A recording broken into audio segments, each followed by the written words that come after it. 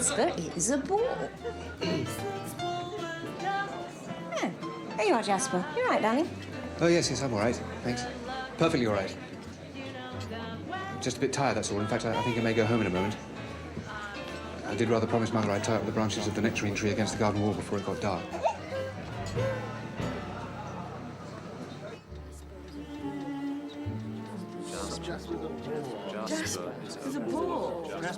In the course of that restless night, I made a decision which was really quite melodramatic, coming from me. I've decided to resign, Mother. Oh, Jasper. I'm going to live in Paris. Oh, Jasper. But your job's so safe.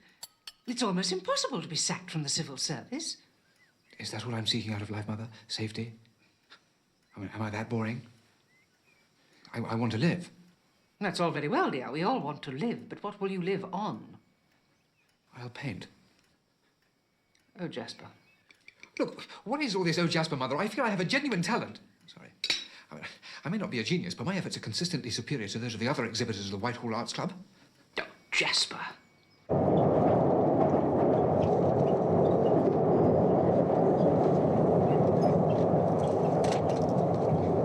Excuse me, madam. Would you care to take this seat? Thanks, ever so. Did you say something? Did you say there was another seat? No, ma'am. But I think this young lady's about to offer you hers. Aren't you? Don't mind. Thank you. Suddenly I realized that a new chapter in my life was about to open. My umbrella would have to go. Let this be the first gesture of revolt. À bas le parapluie.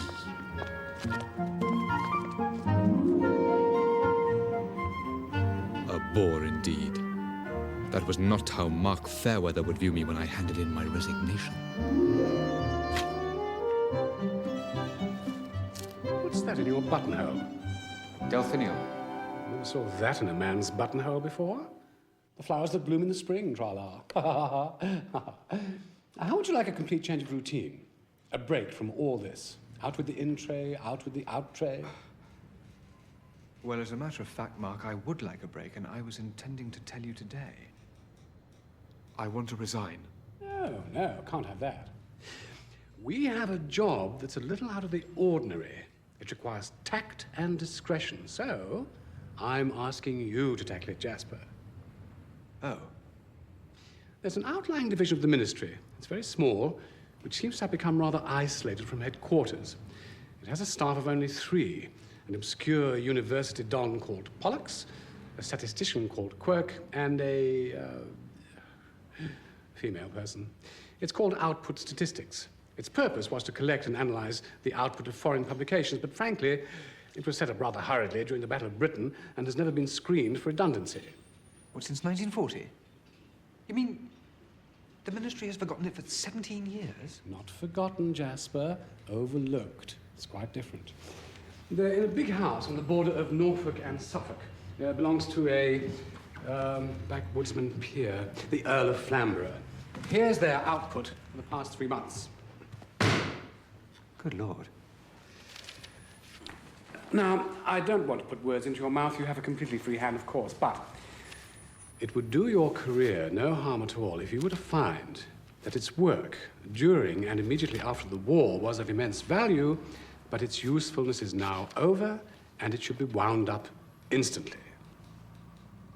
Oh, no, I don't think this is my cup of tea, Mark. You'll go tomorrow, take your painting kit. The place is called Arcady Hall. Good luck, Jasper.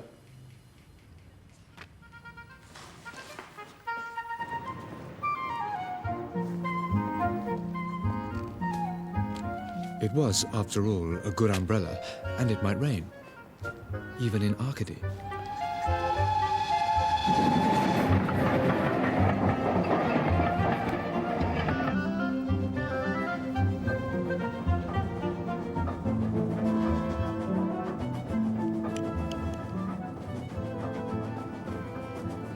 There's an unchanging look about this part of the world, isn't there? Oh, I do hope so. I can't bear to read about estates being broken up and all those lovely old houses going to rack and ruin or being given over to government departments or lunatic asylums. Yes, I'm going to one that's been partly taken over by a government unit. Arcady Hall. Flamborough's place? What are you going there for? Tact and discretion. Oh, just for social reasons. And to do some painting. Do you know Arcady Hall, then? Well, I met Lord Flamborough quite often when I was a girl, and then after the war, I mean the First World War, of course, parsons' daughters couldn't quite compete. Then he married a really lovely person, Lady Flamborough, Mabel. He's odd, of course, even odder since his accident. Oh, dear. What accident? During the general strike, he volunteered to drive an engine. He'd always been mad about trains.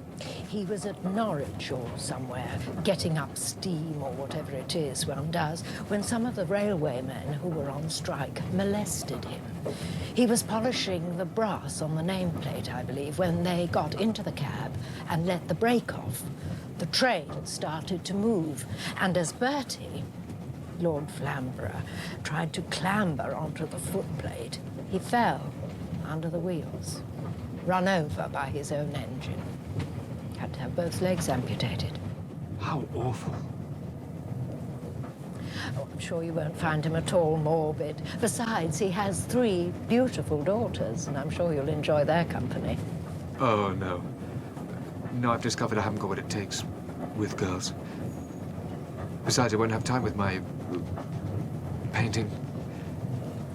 I'm staying at Flaxfield with my old nanny. I may well pop over and have a look at some of your work. Well, almost finished. May I see it? By all means. Although I'm afraid it may seem rather dull and old-fashioned to a young artist. Oh,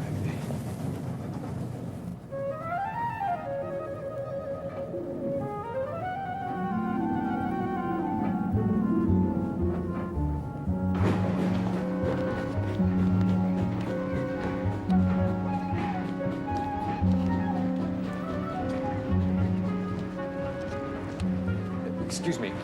The last train to Arcady hasn't gone yet, has it? Yes, sir. Went 4 years ago.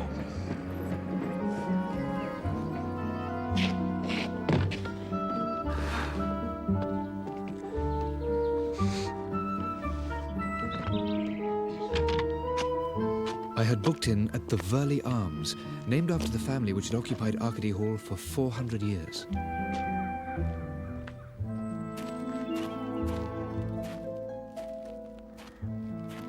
Not even Paris could have competed with my first poignant sight of the hall in the moonlight.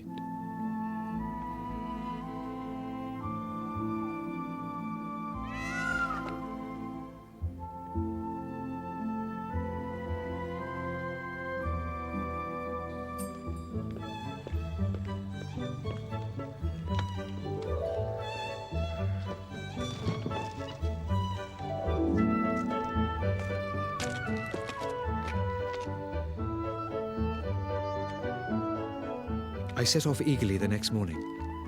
I had telephoned the professor and pretended that I was just making a casual visit. Would my powers of diplomacy be up to the task ahead?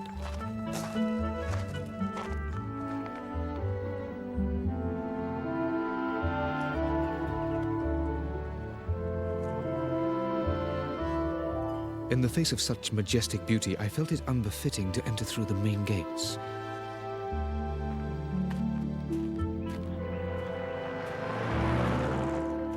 I found a more modest and altogether more suitable entrance.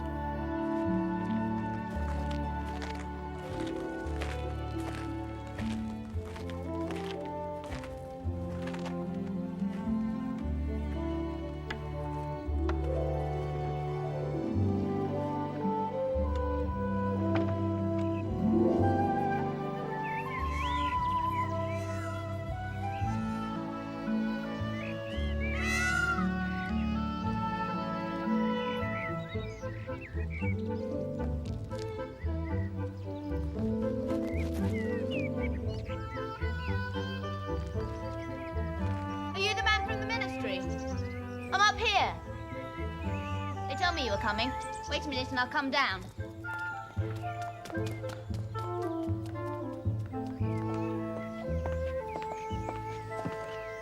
You're not what I expected. What did you expect? Grey striped trousers, an umbrella and a bowler hat. And probably pince-nez. I'm sorry to have to disappoint you. Crikey, I'm not disappointed. Apart from the umbrella, you look quite dashing. You'll do excellently. We're distinctly short of able-bodied men in these parts. Come on.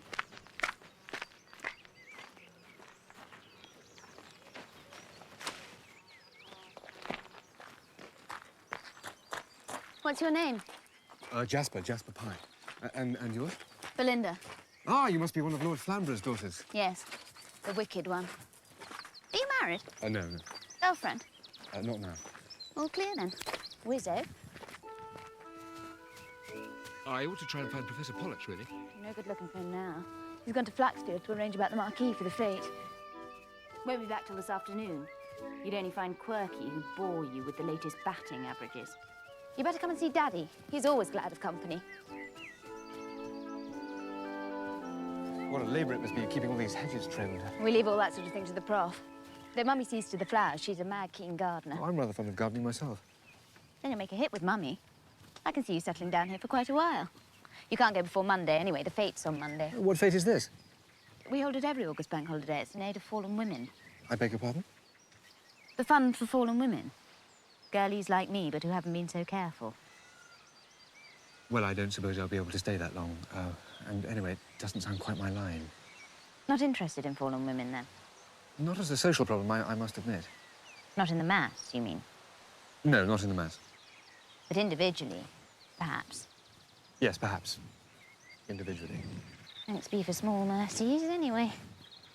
Oh, no, I don't mean I've no feeling for them. It just isn't a problem I've come up against. You will. Ow! Oh, I'm so sorry.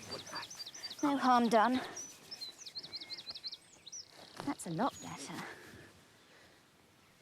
I think you've got more feeling for fallen women than you think you have. I thought we were supposed to be going towards the hall. Oh, Daddy doesn't live in the hall any longer. He's down at the station across the park. Belinda, will you stop spooning for a moment and help me with the bridge? Coming, Mummy.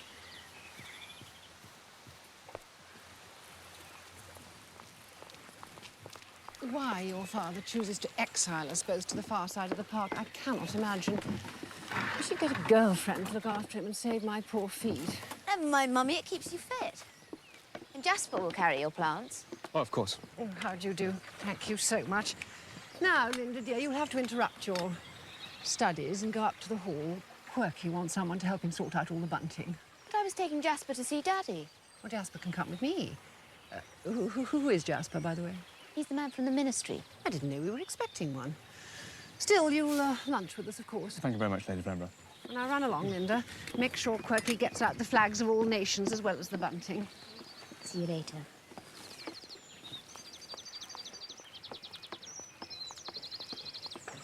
I didn't realise you were one of the Professor's people. I thought you were just one of Linda's suitors. I really must apologise, Lady Oh, Flamborough. no, that's quite all right. There's always plenty of lunch. Bert eats enough for 3. Do him good to go without his 3rd helpings. Come and see my aspidistras. It's too cold for them in East Anglia, but I've managed to grow some in the shelter of the chapel ruins. They're flourishing like stinkhorns. Look, they're flowering. Amusing, aren't they? What a romantic sight this is. Slugs. I beg your pardon? All done by slugs. They fertilise the blossoms. How long has this been in ruins? Oh, as long as anyone can remember. They used to hold village weddings here when Bertie was a boy. Quite irregular, of course, but the village people still have an idea that if a child is fathered on one of the girls here, it ranks as being born in wedlock, whether the parents are married or not. What a convenient legend.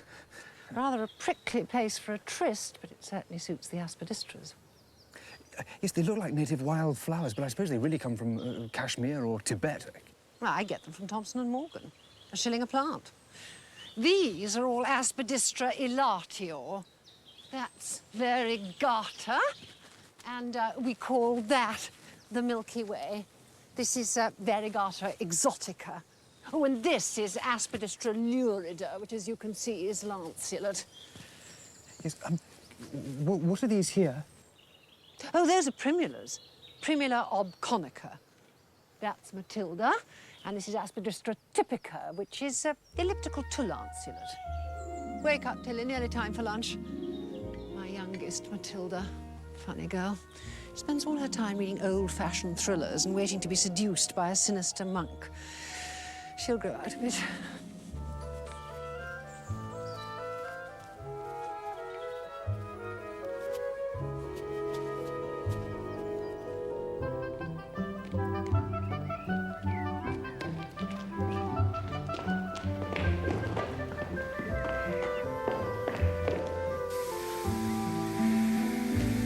Bertie, I've got a man from the ministry to lunch. This is Jasper. I don't know his other name. Can you dance the Charleston? Well, give him a stiff drink. He's carried my plants across the park. Oh, damn decent of you. What will you have? Like to try one of my Manhattans? Or my special dark lady? Or Angel's Tears? Oh, well, I'll have whatever you're having, please, sir. Oh, I think it should be a dark lady today. Sit down, dear boy. Thank you, sir. I take it you have a private coach on the line, sir? I own it. Oh, you own the coach? I own the railway. I bought the branch line, station and all, when they closed it. Railway people made me a present of the locomotive, and a fellow called Jones found the coaches in a siding in Palmer's Green. He's always got an eye for a bargain. The railway people said I could have them for a song, if I could get them here. Now, see how you like this. Thank you, sir. Yes, is one of the ingredients, Dubonnet? No, beetroot. It's cheaper. Delicious. How on earth did you get the coaches down here? Blackmail. The footplate men were threatening to come out on strike. Jones told the local branch of the union that he'd arranged for me to appear on television, waggle me stumps, and tell them how it was a railwayman's fault I lost my legs in 1926. I wouldn't have done it, of course, but they couldn't risk it. I ran the coaches down here while the strike was on. There was a lot of confusion on the railways at the time.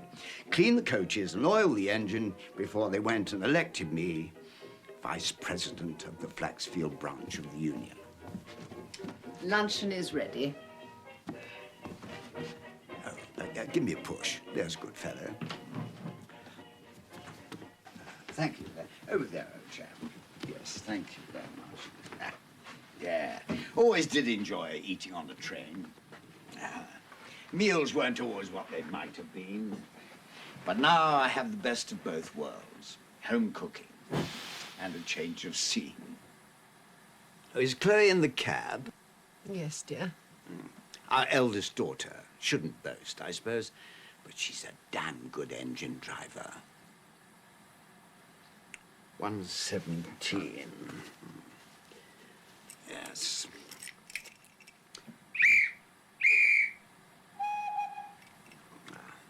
Care to flag her out? Well, thank you.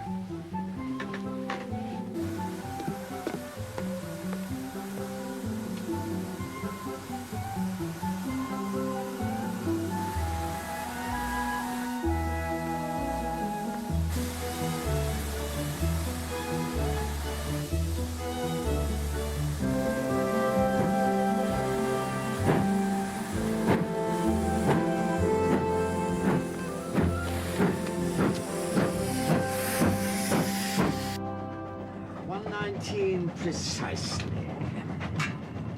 Will you have soup? It's mulligatawny. Thank you.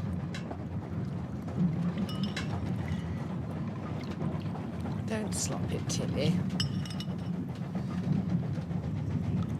When you've done that, Tilly, go into the saloon and put Baghouse Blues on the phonograph.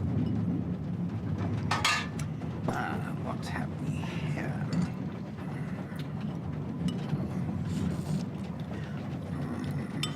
Very nice.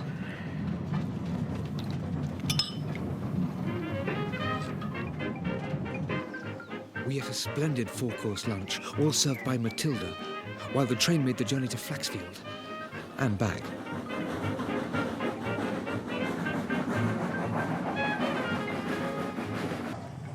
Lady Belinda seems to suggest that you lived on the train. Of course. Front coach is a sleeper. Very comfortable it is, too. This is where you get off, young man. Arcady Halt. 2:26, 1 minute late. Not Chloe's fault. I told you we didn't want the claret tickled up. Well, hurry up, young man, or we'll be really late back at the terminus. That won't do.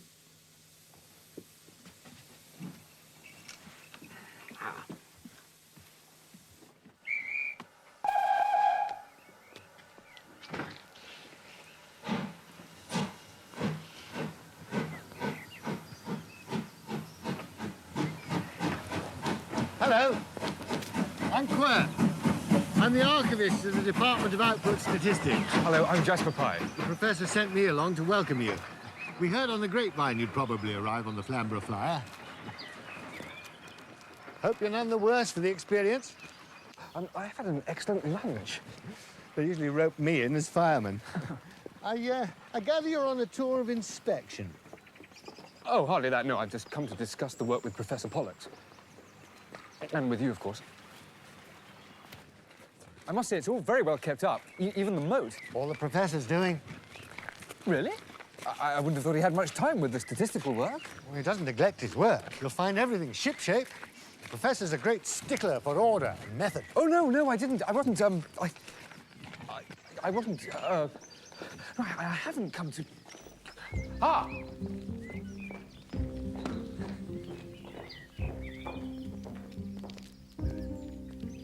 Welcome to Arcady, Mr. Pye. How do you do, Professor? I hope I haven't arrived at an inconvenient time. In Arcady, Mr. Pye, we are fortunate in having more time at our disposal than you restless people in London. Our place of business was erected some 470 years ago, more than 100 years before the fragment that remains of your palace in Whitehall. With so much time behind us, we should be churlish if we didn't spare a wee bit for so rare a pleasure as a visit from the ministry. Well, good. A clerk will show you to your room later. You will move out of the Valley Arms, won't you? Now we know that you're here. Before that, I'll show you the office.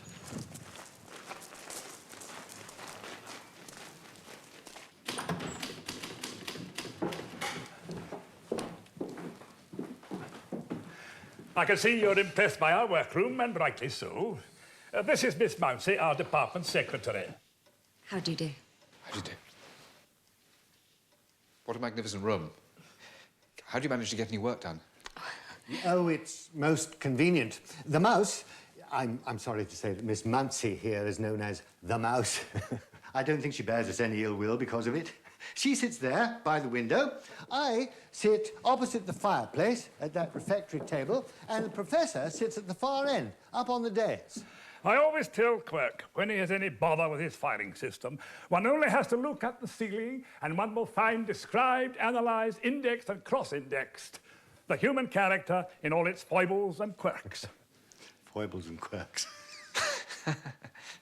Where do you keep all your files? These are the arms of the Maloney family. They indicate the relationships by marriage on which the family fortunes were based. It is quite extraordinary, Mr. Pye, how the Maloney family have kept itself to itself. It's fascinating. Where do you keep all your foreign publications? Since the 17th century, there has hardly been a single instance of a Burley marrying anyone who was not related to them. Lady Flamborough is second cousin to her husband. Their eldest daughter, Chloe, is married to her first cousin, Lionel Burley, who is heir to the title and estate. Hello again. Yes, hello again. Do you like being kissed? Well, yes, I mean, of course. Well, what I mean is some men don't like being kissed. They prefer to do the kissing themselves. Oh, I see. You mean there's a difference between active and passive kissing? Yes, if you like to put it that way. I like both, as a matter of fact. First, I like to be active, then passive, then both at the same time. Well, I suppose I should say that I like kissing more than being kissed. It's a more manly attitude, really, isn't it? But, though I wouldn't have dreamt of kissing you when I trod on your toe just now, I must admit I did rather enjoy being kissed by you. You ought to see how you like being the kisser instead of the one who's kissed. Ought I? Yes, you ought. In a moment, I'm going to offer you my lips or cheek or ear, whatever you choose. And I'll be jolly disappointed if you don't see how you like it. I wouldn't dream of disappointing you. Then which would you prefer? Lips, cheek or ear?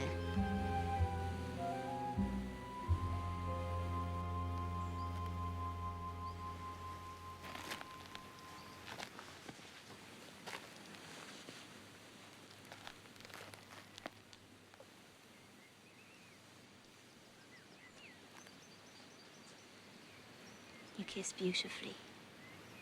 Jasper is a bore. Suppose you're enjoying yourself too much to help me carry these plants, Linda. I promised to take them to a woman in the village. I thought I'd enjoy the walk, but they're heavier than I thought. I'll take them. I have to collect my things from the pub. Ah, you're going to stay at the house. Good. Linda, run along and make sure Jasper's going to be comfortable. I'd imagine Quirky's very strong on bodily comforts. Oh, yes. I'd like to make sure Jasper's comfortable, Mummy. See you soon. I really must apologise, Lady Flamborough. Oh, nonsense. You could possibly stay at the pub. No, I mean, for rather embarrassing meetings. I'm never embarrassed. If you'll take a middle-aged woman's advice, you'll never be embarrassed either. But I really ought to explain. No, don't try. The ways of the ministry are quite inscrutable. You may be an agent from MI5, for all I know. Doesn't matter in the slightest, as long as you don't mind carrying the bridal wreath. The bridal wreath? I have to tell you that the situation in which you found us was quite, fortuitous. Fortuitous? Amusing. I never heard it called that before. But tell me, how do you like the bridal wreath? Lady Flamborough, look, I have to tell you, I have no intention of getting married. No? Well, you can have one all the same. I'd give you that one if I hadn't promised it to a cottager in the village. You mean this pot plant? Is what is known as the bridal wreath. Spirea arguta. Oh, well, thank you very much, Lady Flamborough. I'd love one.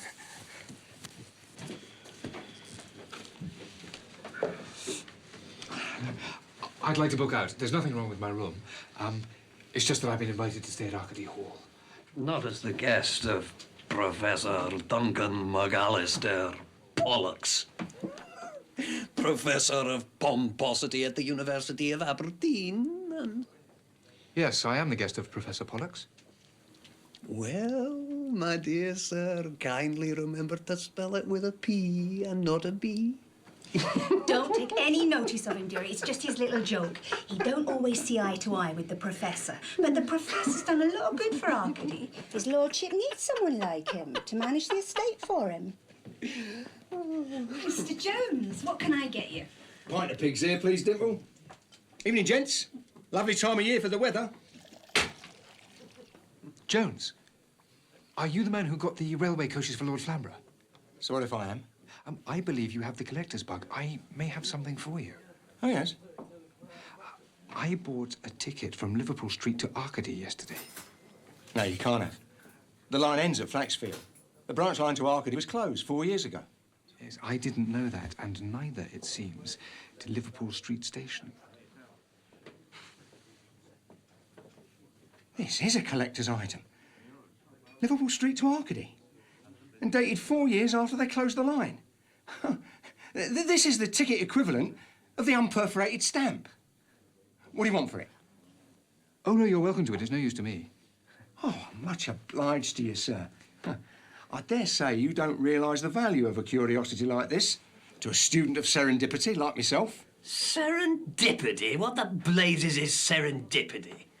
Something naughty, I'll be bound. Serendipity is the lucky chance by which I picks up unconsidered trifles. And I don't mean picking up glasses in a bar. Eh? That's meant for me, is it? Steady. Mr. Jones was just having his little joke, like what you did earlier. I can take a joke as well as the next man, but if some tuppenny-halfpenny cockney pipsqueak who's only here on sufferance is going to make offensive remarks... Please, he was only joking. Well, I don't want you to think I can't take a joke. Jones is all right, really. Thinks we're all a lot of old has-beens down here, and I expect he's right. But you see the family motto, the Burley family motto up there? Hic Manimus, here we stay. Relics, that's what we are. Collector's pieces. That's why this picker-up of unconsidered trifles finds us of interest. With something to stick in his scrapbook.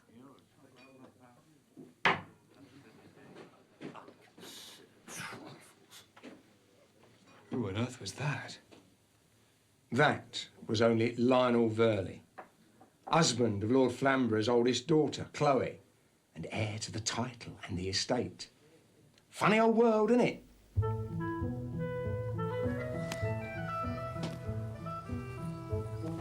Hello.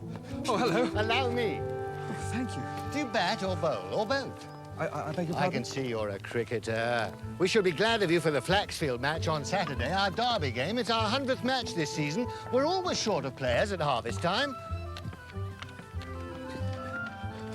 Oh, well, I do play a bit. I suppose my batting isn't quite as indifferent as my bowling, but I'm totally out of practice. Naturally, that's what I've come to tell you. We're practicing now. Lionel, our champion batsman, is already at the nets.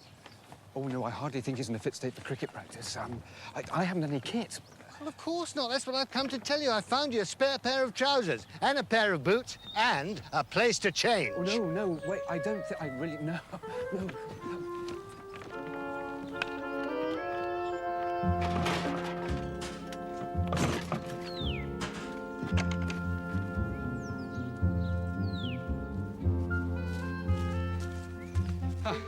Cricket seems to take up a lot of your time. Not to the neglect of my duties. Oh, no, I didn't. I wasn't. Good Lord.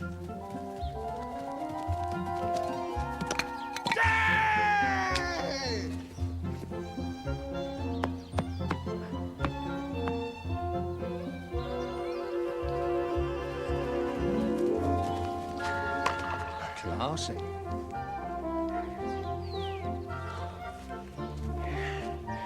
Not enough ballast.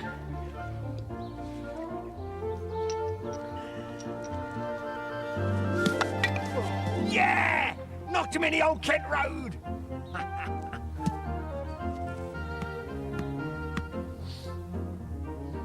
Half a pint on the stumps, and a large scotch for anyone who catches me. Oh, sounds good.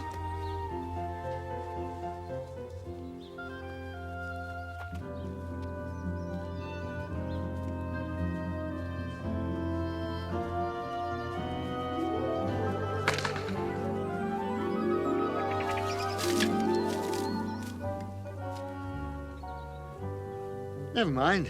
It's your batting we're playing you for. Oh, it's a tradition of the club. We retrieve the ball ourselves when it's been hit into the woods.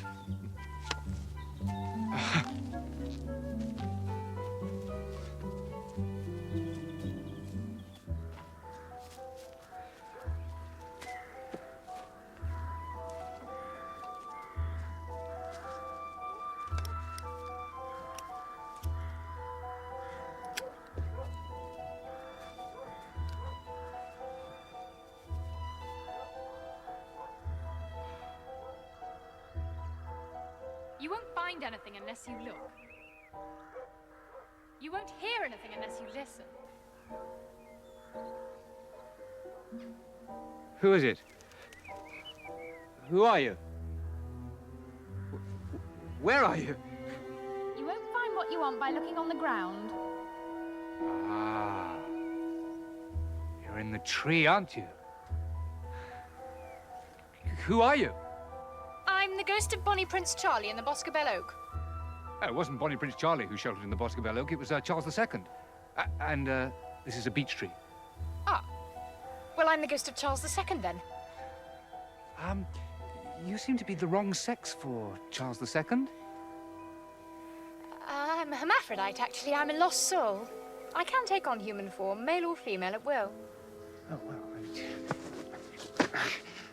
Can you catch? Well, yes, of course I can catch. I'm a newly elected member of the Arcady Cricket Club, so... Can you catch with your eyes closed? I could try. Well, walk forward till you're standing underneath the lowest branch of the tree.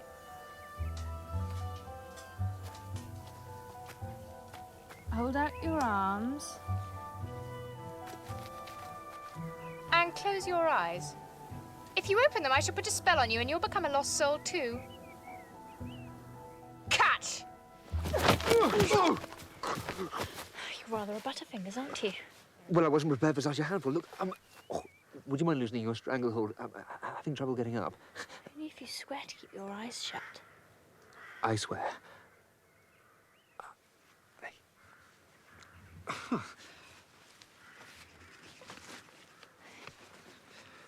Right, now,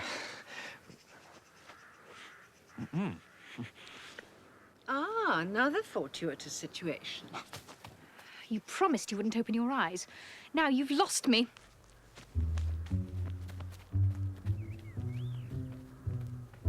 My cottager was delighted with the bridal wreath. Oh, good, good. I do hope your work is going well. Well, I don't seem to be having much time, really, what with one thing and another. Well, life can be so full, can't it?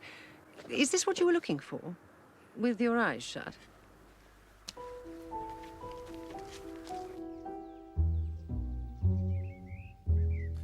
It is marked in a 17th century plan as the eating room, and that is how it is still described today. Although the company that usually sits here consists of just 3 civil servants, we do respect tradition and adhere to the old terminology. I hope, Mr. Pye, will not refer to it in your report as the canteen. Oh, no, my report will be concerned with the work done, not with the topography of the office. So you are going to write a report, Mr. Pye? I had put my own interpretation on your visit, but this is the first direct intimation I have been given of its purpose.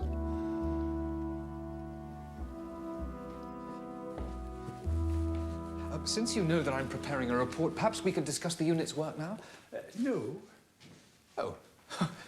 Well, it doesn't matter then. There's plenty of time. We have to attend a conference in Lord Flamborough's train to decide on the programme for the fete. Perhaps you'd join us. Yes, I'd like that. Aye, my dear Pye, you are going to join in, are you not? You too are an Arcady now. Oh, come in, Prof. Come in, Quirky. I'm glad to see you brought this young fellow from the ministry. He'll have some ideas for us. He tells me he can dance the Charleston. He's a useful opening bat, too. Oh, what a fellow. Shall we begin? I should like to propose his lordship takes the chair. Seconded. Declined. I never could be trusted with fallen women. Let's take our orders from the Prof, as usual. The Lord has spoken.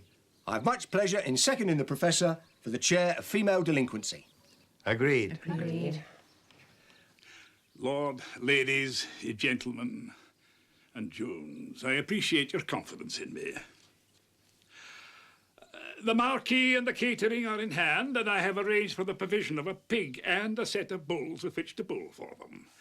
I have also secured a Suffolk ham which will be suspended from a tree and awarded to the competitor who succeeds in pinking it with a foil or épée blindfolded. I hope you've arranged for the St. John's ambulance people to be present.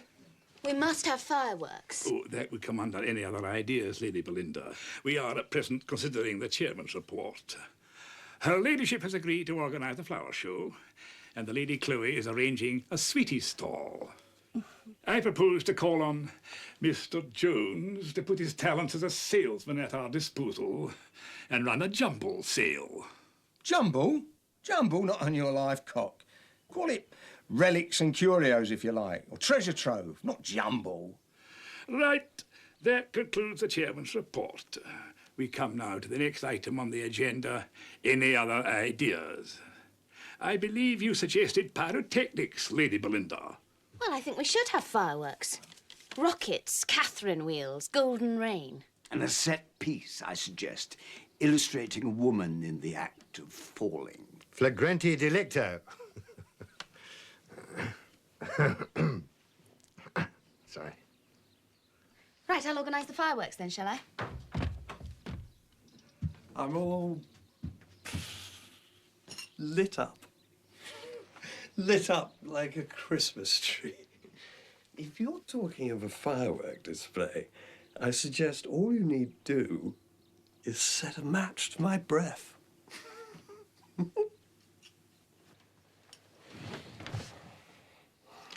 What about Mr. Pye?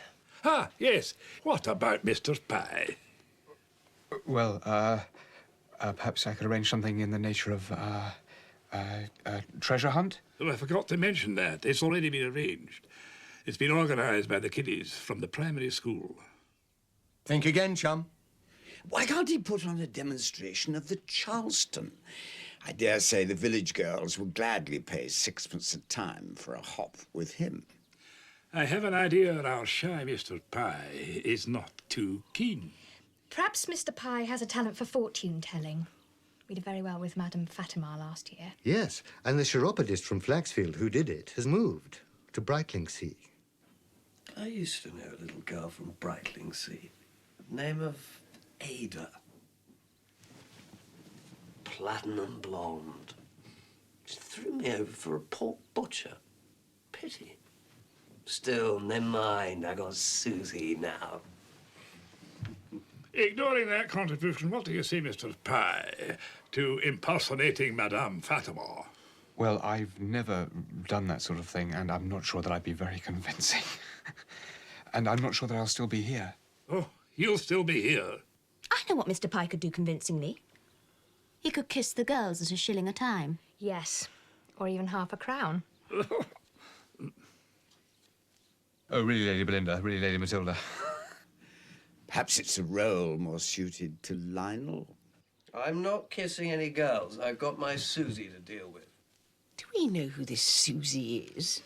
Could be that chorus girl from Lowestoft. Is there any other business? How about an ankle competition? I'm sure Mr. Pye is a very good judge of ankles. I was getting a bit irritated by the assumption that I was interested in kisses and ankles. Well, all right, then, yes, I'll judge ankles. But I couldn't say no to everything. Good man. I knew you'd stay. Traction engines. Will you be quiet? It's any other idea, isn't it? This isn't any other idea. It's a traction engine rally idea. And I had the idea, and I've organised it for the fete. You've organised a traction engine rally? Yes, Ducky. I've been round all the pubs in Thetford and Diss and Beccles and Bungay, and I've rallied the Black Caps. 11 engines will assemble on the green at noon on Bank Holiday Monday. And I must go. Susie's outside. Outside? Lionel, really? Come on, Prof. Come and meet Susie. Oh, this is preposterous. Outrageous. We haven't even finished any other ideas. Yeah, wheel me to the door, Jonesy. There's a good fellow. Must see what she's like.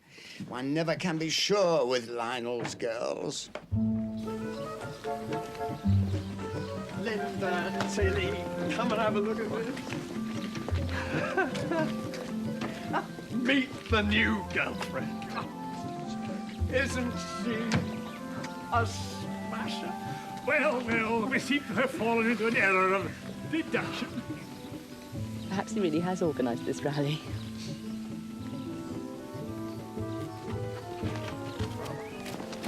Oh, not again. Will you help me get him home? Of course, Lady Clary.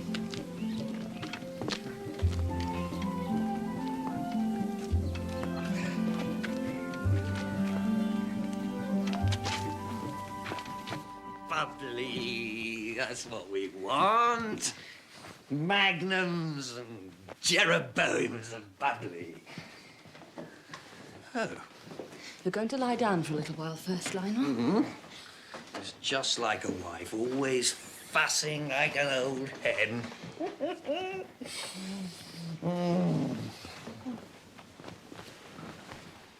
Will you bring me the brandy, ducky? You stay there, darling. I'll see if I can find some. He'll fall off to sleep now. He usually does. Thank you. Should we go down to the buttery and have a drink ourselves? I could do with one.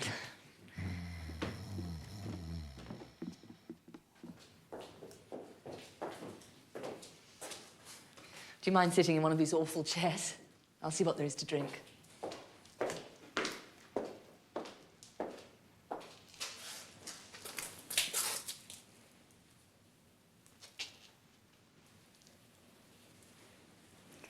I keep the door locked when Lionel's in one of his states. I don't like to risk him going down the dungeon steps and breaking his neck.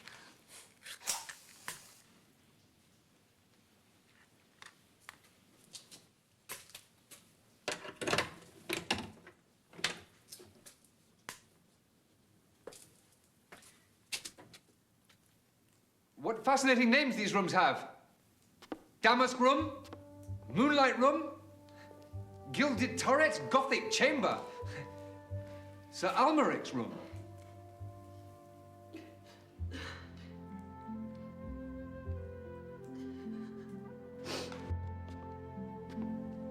Are you all right?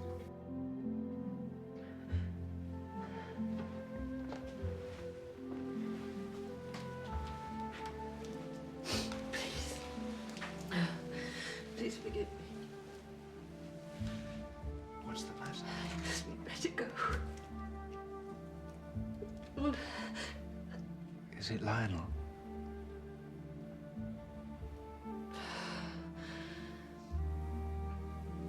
Oh, Chloe.